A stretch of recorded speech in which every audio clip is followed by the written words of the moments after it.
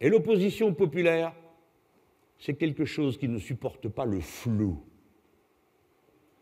l'à peu près, le je sais pas. L'opposition populaire a une caractéristique, c'est l'opposition, c'est-à-dire le refus net, sans bavure, sans compromis, des règles du jeu de ce monde pourri.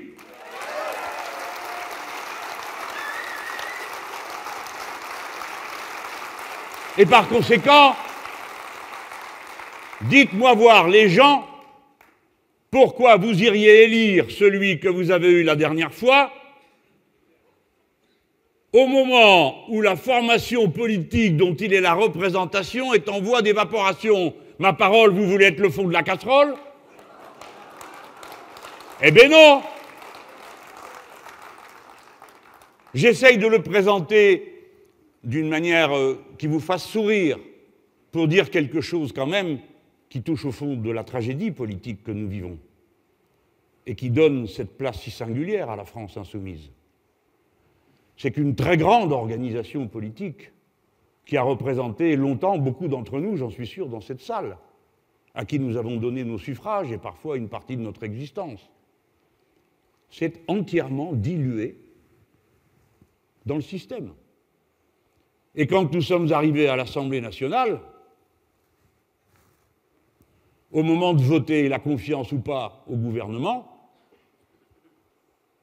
du groupe PS, qui n'ose même plus s'appeler PS, il s'appelle Nouvelle Gauche, il y en a 5 sur 32. Oui, parce qu'ils sont 32, avec la moitié de voix que nous, qui sommes 17. 5 sur 32 qui ont voté avec le gouvernement. 3 qui ont voté avec nous, et tout le reste s'est abstenu.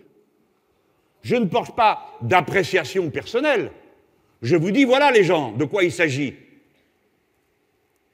Ils sont là, ils ont été élus, ils s'assoient, et vous ne savez plus s'ils sont avec l'un ou avec l'autre. Oui, mais on me dit depuis, ça a changé. Bah, évidemment, la girouette tourne avec le vent.